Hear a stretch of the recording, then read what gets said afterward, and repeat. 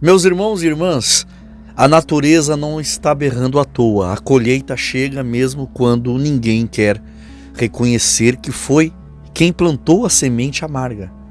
Não é coincidência, não é azar, é apenas a consequência de um tempo em que o pecado virou acessório, o sagrado virou piada e Deus foi empurrado para o canto como se fosse um detalhe opcional na vida das pessoas.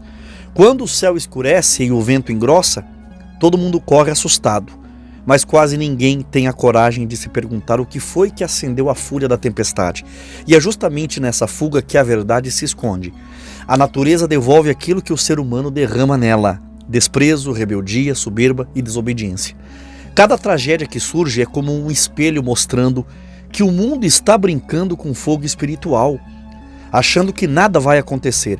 Só que acontece, e acontece forte. Quando Deus é deixado de lado e o mal é normalizado, o ambiente inteiro absorve essa afronta. Aí chega o dia em que as nuvens se fecham e o vento ruge, e o recado é claro, né? Quem tem discernimento sabe que é hora de acordar e encarar o erro e parar de fingir que a tempestade apareceu sem motivo. E sabe o que é pior? Acharam normal erguer uma estátua dedicada a Lucifer em uma cidade do Rio Grande do Sul, como se fosse apenas um marco cultural, como se fosse elegante cutucar o Criador sem medo das consequências. Pouco tempo depois veio aquela enchente gigantesca, aquele mar devastador que a mídia pintou como um simples fenômeno climático, mas quem viveu lá dentro sabe que a tragédia foi muito mais profunda. Houve desaparecidos em número que ninguém ousa divulgar, milhares de corpos que nunca foram achados, lares inteiros que simplesmente deixaram de existir, e a omissão e o silêncio ao redor disso não foi por acaso. É porque ninguém quer admitir que o país abriu uma brecha espiritual enorme, que a idolatria ao inimigo cobra uma conta pesada que recai sobre todos, inclusive os inocentes. É vergonhoso confessar que o mal tem sido convidado para dentro das nossas cidades e que toda invocação tem um retorno. O mal não entrega nada de graça.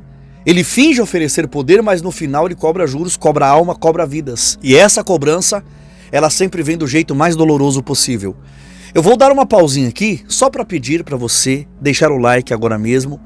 Ajuda esse canal, o canal precisa do teu like, porque o like faz esse vídeo furar a bolha e chegar a mais pessoas, tá? Então deixa o like, se inscreve no canal e ativa o sininho das notificações para não perder nenhum vídeo novo. E para você que quer aprender a ganhar dinheiro honesto pelo celular, trabalhando na sua casa e ainda concorrer a 5 mil reais no Pix, fica até o final desse vídeo. Agora, meus irmãos e irmãs, esse tornado no Paraná, né, tem gente tentando empurrar isso como um simples fenômeno da natureza, mas quem enxerga além do óbvio percebe que existe um padrão se repetindo. Assim como foi no Rio Grande do Sul nas enchentes, né, erguer um monumento para o inimigo, aqui também tem gente grande metendo a mão em magia negra, ritual oculto, oferenda e sacrifício humano para ficarem cada vez mais poderosos. Tem muita gente grande, tanto na política quanto no alto escalão empresarial, buscando influência e domínio por meios sombrios, oferecendo aquilo que não deveriam sequer ser tocado. E tem gente que acha que nada disso tem impacto no mundo real. Aí você pode me perguntar, mas você acha mesmo que o tornado do Rio Bonito do Iguaçu foi uma espécie de sacrifício humano? Uma oferenda? Olha, eu não vou bater o martelo dizendo que sim ou que não, porque só Deus sabe o que acontece nas trevas, nas sombras. Mas negar que existe atuação espiritual maligna por trás de muita tragédia é fechar os olhos para a realidade. Há coisas acontecendo nesse país que não são meras coincidências.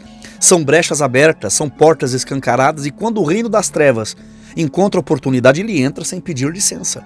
Uma pessoa me escreveu um e-mail dizendo que nos últimos 3 anos tem muita gente fazendo trabalho pesado de magia negra com o objetivo direto de provocar tragédias e multiplicar mortes. E infelizmente isso não é difícil de acreditar, porque o inimigo das nossas almas e os seus demônios se alimentam de sangue. Eles têm prazer em ver vidas sendo destruídas, famílias quebradas e inocentes tombando. Quando alguém decide brincar com o ocultismo, meus irmãos, ele não está apenas acendendo uma vela preta ou vermelha, está abrindo portas, está abrindo brechas, mexendo com territórios espirituais que não deveriam ser tocados por mãos humanas. E o mais assustador é saber que por trás dessas práticas, muitas vezes estão pessoas influentes, políticos escondidos nas sombras e empresários buscando poder, autoridades usando o mal como moeda. Aí quando a consequência vem, todo mundo chama de tragédia natural, como se o céu acordasse de mau humor. Mas a natureza não reage sem motivo. Ela responde ao que é derramado nela. Não existe feitiçaria que fique sem retorno. Não existe pacto com as trevas que passe invisível. Toda invocação do mal ecoa no mundo físico e mais cedo ou mais tarde a resposta chega e chega pesada. E é por isso que a Bíblia afirma que a criação geme. Ela suporta o pecado do homem até o limite, mas chega uma hora em que não dá mais. Então ela devolve exatamente aquilo que recebeu. Corrupção, violência, sujeira espiritual. E é nesse ponto que você vê rios inundando, cobrindo cidades, vê casas voando como papel, estruturas caindo como se fossem de brinquedo, carros sendo arrastados como lata vazia, cidades inteiras virando do avesso. E aí vem a pergunta, por quê? Só que a resposta sempre esteve diante dos nossos olhos, mas poucos querem encarar.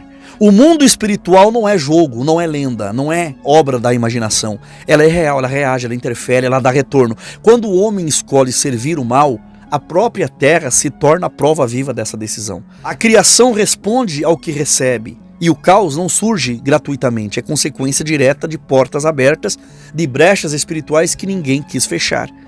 E de uma sociedade que acha que pode zombar de Deus sem colher resultados, né? E o mais doloroso é ver pessoas ali em meio aos restos da tragédia sem entender absolutamente nada, gente que perdeu tudo, que olha para um amontoado de entulho onde antes havia sonhos, lembranças de uma vida inteira construída com dificuldade e sacrifício, porque no fim das contas quem paga a conta nunca é o feiticeiro, nunca é o satanista, nunca é o político que financia ritual escondido. Quem sofre é a mãe de família que não tem mais aonde dormir, é a criança que ficou sem lar, é o trabalhador que saiu de manhã para lutar pela vida e voltou para encontrar apenas ruínas. São pessoas que nem imaginam o tipo de guerra espiritual que estava sendo travada bem acima da cidade onde elas viviam. Gente que não sabe que enquanto dormiam, forças espirituais batalhavam por território, brechas e domínio. E quando o mal encontra espaço, quando a escuridão ganha força por causa das escolhas de alguns, quem acaba colhendo a dor é quem não tem nada a ver com isso. E é por isso que o discernimento hoje não é luxo, é questão de sobrevivência. E é justamente nesse ponto que fica claro que Deus não brinca com o pecado, ele avisa, ele sinaliza, ele chama com paciência. Mas quando o povo insiste em zombar, ignorar e desafiar, ele permite que a própria natureza levante a voz. Não é para esmagar o inocente, mas para despertar quem ainda tem chance de perceber o que está acontecendo. A Bíblia não mente quando ela afirma que haveria sinais na terra, no céu e no mar. E nós estamos assistindo a esses sinais se cumprirem como um relógio, bem na nossa frente, sem disfarce. Mas o mundo prefere se esconder atrás da expressão mudança climática. É mais confortável culpar o carbono do que admitir que existe um abalo espiritual por trás desse caos todo. É mais fácil inventar teoria científica do que reconhecer que as escolhas morais e espirituais da humanidade têm consequências. Enquanto o povo finge que nada disso tem ligação com o sobrenatural, Deus continua falando do jeito que sempre falou, pelos sinais que ninguém quer interpretar, mas que estão aí gritando para quem ainda tem ouvidos. Muita gente torce o nariz quando ouve falar de magia negra como se fosse superstição ou invenção de filme. Mas quem conhece a Bíblia e entende o mundo espiritual sabe que existe sim uma força oposta ao poder de Deus, uma força limitada, inferior, derrotada, mas ainda atuante. E o problema não é a existência do mal em si, mas o fato de que muitos ignoram o quanto essas práticas ocultistas conseguem interferir na realidade. Ninguém está dizendo, que a feitiçaria supera o Todo-Poderoso, jamais. Mas a própria palavra de Deus revela que o inimigo tem capacidade de produzir sinais, enganar, influenciar e usar elementos da natureza para causar medo, caos e confusão. É por isso que subestimar o ocultismo é perigoso. Quem não acredita que existe oposição espiritual acaba sendo a primeira vítima quando essa oposição se manifesta.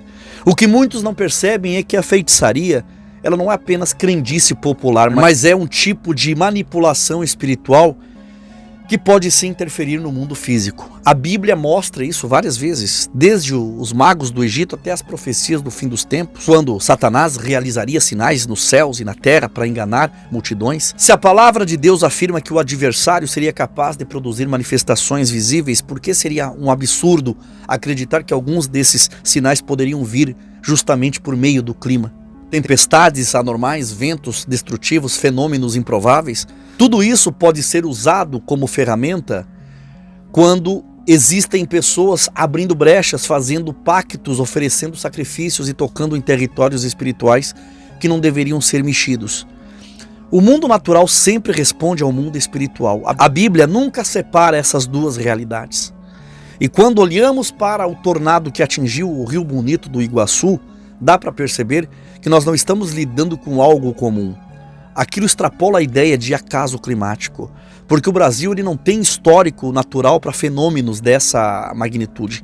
A intensidade do vento, a destruição repentina, a velocidade com que tudo aconteceu, tudo isso aponta para algo além do que se vê. Para quem tem discernimento, aquilo parece muito mais com um choque espiritual resultando em um impacto físico. E o mais assustador é saber que há anos vêm sendo realizados trabalhos, rituais e práticas ocultistas pelo país inteiro, muitas vezes com gente poderosa envolvida. E isso alimenta energias espirituais que a natureza absorve e devolve. Não é exagero, não é teoria, é princípio bíblico. Aonde o mal é celebrado, a criação reage. E a verdade é que o que aconteceu em Rio Bonito do Iguaçu pode e provavelmente vai acontecer em outros lugares do Brasil. Não porque Deus queira a destruição, mas porque o país está se afundando em práticas espirituais sujas, feitiçarias, pactos ocultos que muita gente nem imagina.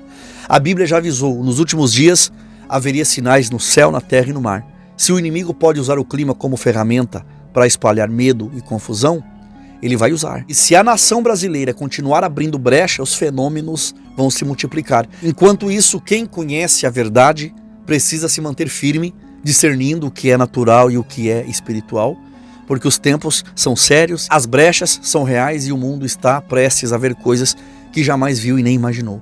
O cristão não encara a feitiçaria com medo, e sim com autoridade. A Bíblia não manda a gente fugir, ela manda resistir firmes na fé, conscientes de que o mal existe, mas que o poder de Deus é infinitamente maior.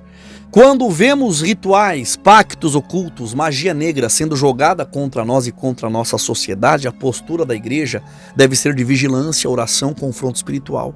Não é brigar com pessoas, é quebrar o domínio das trevas com jejum, intercessão e vida consagrada. A arma do crente não é superstição, é santidade e oração. Quando a igreja se levanta em unidade e pureza, nenhuma obra de feitiçaria prospera, porque onde a luz chega, a escuridão, ela não consegue permanecer.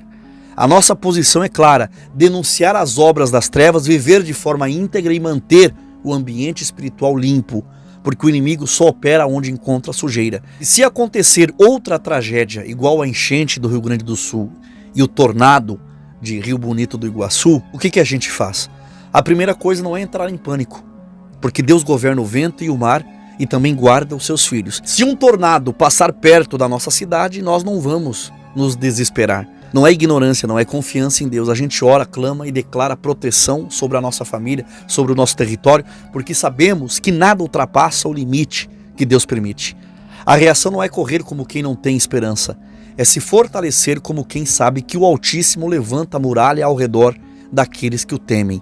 Se vier tempestade, a gente se mantém firme. Se vier vento forte, a gente se refugia na rocha. O cristão não é ingênuo diante do espiritual, mas também ele não é escravo do medo. Ele vive guardado pelo poder de Deus e sabe que nenhum tornado consegue derrubá-lo. Meus irmãos e irmãs, vamos abrir os olhos. Esse não é o tempo, o momento de brincar, de ser crente de enfeite. Esse é o tempo de se firmar, de se posicionar, de rejeitar todo tipo de contato com o mal. Porque aonde o inimigo é exaltado, o caos entra. Aonde ele é homenageado, o vento muda. Aonde ele é cultuado, vidas se perdem. O que aconteceu no Rio Grande do Sul não foi pouca coisa. O que acaba de acontecer no Rio Bonito do Iguaçu, no Paraná, não é também pouca coisa. E vai continuar assim enquanto o Brasil insistir em ignorar o espiritual. Porque Deus está chamando, e quem tiver ouvidos, que ouça. E agora, meus irmãos, eu quero a opinião de vocês aqui embaixo, tá? Porque eu quero te ouvir. Vocês acreditam que essas tragédias são realmente naturais ou tem algo além, algo espiritual, algo vindo das trevas influenciando tudo isso? Escreve aqui, abre o teu coração aqui abaixo, fala o que você pensa, porque a tua interação ajuda esse canal a alcançar ainda mais gente que precisa despertar. Aproveita e compartilha esse vídeo com a tua família, com os teus amigos, com os teus contatos e grupos do teu celular e das tuas redes sociais. Deixa o like, se inscreva, ativa o sininho para não perder nenhum conteúdo que pode fortalecer a tua vida espiritual. E se você quer aprender a trabalhar pela internet de um jeito seguro, honesto e transparente e totalmente limpo e ainda concorrer a R$5.000 no Pix, chama a nossa equipe no WhatsApp, o link está no primeiro comentário fixado logo abaixo, ou Se preferir, aponta a câmera do teu celular para o QR Code que está aparecendo aí no canto da tela. Muito obrigado por me assistir até o fim. Que Deus abençoe a tua vida de forma poderosa, em nome do Senhor Jesus, e até um próximo vídeo. Olá, oi Nath, oi Tom, me chamo Jandeine, sou daqui de Cuiabá, Mato Grosso, e hoje eu vim aqui mostrar os meus primeiros resultados na Shopee, e muito feliz porque consegui sim, através dos métodos do Enriquecendo Online, e estou aqui hoje muito feliz, vou mostrar a vocês. São poucos, mas já fiquei muito feliz que consegui, e os meus primeiros resultados foi esse, minhas primeiras vendas. Eu vendi ontem de ontem e 3 vendas já fiz. E muito feliz por essas vendas. E só agradecer a vocês por estar sempre aí nos apoiando, nos ajudando, e muito feliz. Deus abençoe sempre vocês.